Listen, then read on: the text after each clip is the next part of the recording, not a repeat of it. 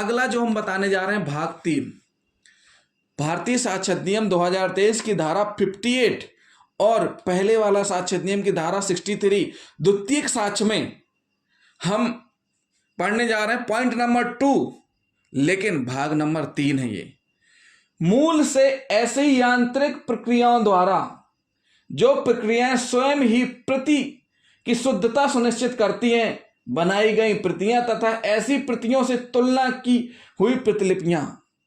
अब ये जो भाषा है ये आपको कैसे समझाएं, आपको समझना है। कैसे समझना है? यांत्रिक प्रक्रियाएं मतलब मशीनरी। क्या है इसको हम इंग्लिश में बता देते हैं, copies made from the original by, copies made from the original by mechanical process and copies compared with them. मतलब सीधी सी बात है, मूल से, मूल यानी ओरिजिनल से ऐसी यांत्रिक प्रक्रियाओं द्वारा, यानी जो मूल डॉक्यूमेंट है उससे मशीनरी के द्वारा ऐसी प्रक्रिया से स्वयं ऐसी चीज तैयार की जाएगी। क्या की जाएगी? जो कि शुद्धता सुनिश्चित करती है, बनाई गई प्रतियां तथा ऐसी प्रतियों से तुलना की हुई प्रतिलिपियां द्वितीय साक्ष्य के रूप में मानी जाएंगी। क्या मानी जाएंगी? द्वितीय साक्ष्य के रूप में मानी जाएंगी। यदि यह दिखा दिया जाए कि मूल, जैसे कि साबित किया जाना है, वास्तव में फोटोग्राफ की गई थी या मुद्रित थी, ऐसा फोटोग्राफ या मुद्रित विषय मूल का द्वितीय साक्ष्य होगा। क्या दिखा दिया जाए कि वाकई में किया गया था, उसके लिए क्या है? फोटोग्राफर के नेगेटिव और छाप द्वितीय साक्ष्य है। जो फोटोग्राफर, जो फोटो बनती थी पुराने समय में, वो क्या है? उसकी जो नेगेटिव है वो द्वितीय साक्ष्य है। फोटोकॉपी ना तो प्राथमिक साक्ष्य माना गया है और ना ही द्वितीय साक्ष्य।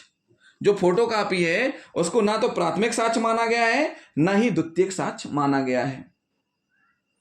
क्या नहीं माना गया है? ना ही द्वितीयक साक्ष्य माना गया है। फोटोग्राफर को फोटोग्राफ की परीक्षा द्वारा या नेगेटिव साबित करने के द्वारा साबित किया जा सकता है द्वितीयक साक्ष्य को।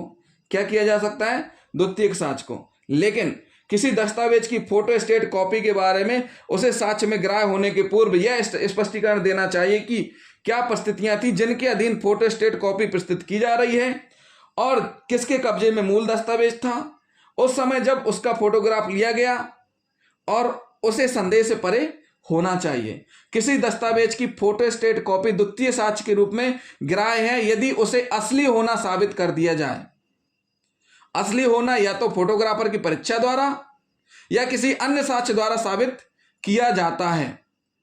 फोटोग्राफ कॉपी साक्ष्य में द्वितीयक साक्ष्य के रूप में तभी ग्राह्य हो सकती है जब यह साबित कर दिया जाए कि मूल दस्तावेज विपक्षी के कब्जे में है।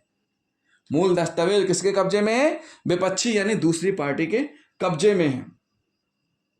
तो इसमें सीधी सीधी कंडीशन क्या हो रही है? इसमें एक तो हमने आपको बता दिया कि क्या करना है। यदि यह दिखा दिया जाए, क्या कर दिया जाए? यदि यह दिखा दिया जाए कि मूल, जैसे कि साबित किया जाना है, वास्तव में फोटोग्राफ की गई थी या मुद्रित थी, तो ऐसा फोटोग्राफ या मुद्रित विषय मूल का द्वितीय साक्ष्य होगा। फोटोग्राफर के नेगेटिव और छाप द्वितीय साक्ष्य हैं।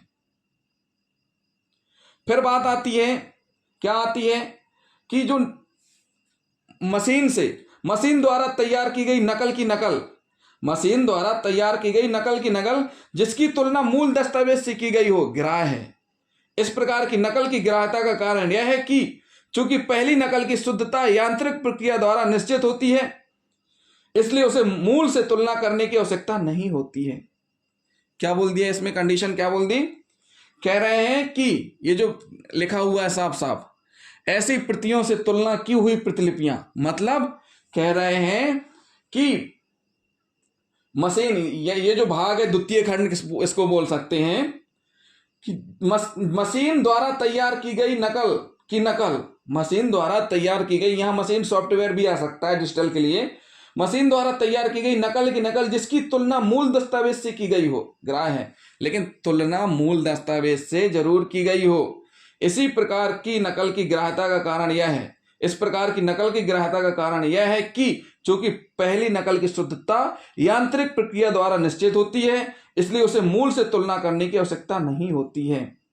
लेकिन सबसे पहली कंडीशन क्या है कि जो तैयार की जा रही नकल, तो उसकी तुलना मूल दस्तावेज से की गई हो। पहली वाली जो कंडीशन है, मान के चलिए एक क्लोन सीडी तैयार की गई सॉफ्टवेयर की मदद से, और जो क्लोन सीडी पहली वाली तैयार की गई है वो मूल से तुलना करके तैयार की गई है। उसमें बकायदा हैश वैल्यू सारी चीजों का उल्लेख है, उसमें बकायदा उल्लेख है कि किस सॉफ्टवेयर का यूज करके तैयार की गई है, जो कि भारत सरकार की गाइडलाइन है उसका पालन करते हुए, ISO 270-37 का पालन करते हुए, भारत सरकार की मिनिस्ट्री ऑफ ऑफेंस की जो गाइडलाइन है उसका पालन करते हुए तैयार की गई है। ऐसी स्थिति में उस क्लोन सीडी से भी और सीडी बनाई जाए तो भी वो द्वितीय साक्ष्य में ग्राह्य होंगी, ये बताना चाह रहे हैं इस धारा के अंतर्गत। तो साथियों ये क्या हो गया आपका, ये हो गया भाग 3। क्या हो गया, भाग 3। अब हम भाग 4 पढ़ेंगे। भाग 4 क्या पढ़ेंगे, मूल से बनाई गई या तुलना की गई। भाग 4 बहुत ही महत्वपूर्ण है। भाग 4 धारा 58, धारा 63 द्वितीयक साक्ष्य। द्वितीयक साक्ष्य के अंतर्गत कंडीशन नंबर 3 और भाग नंबर 4 मूल से बनाई गई या तुलना की गई। द्वितीयक साक्ष्य भाग नंबर 4 में हम पढ़ने जा रहे हैं मूल से बनाई गई या तुलना की गई।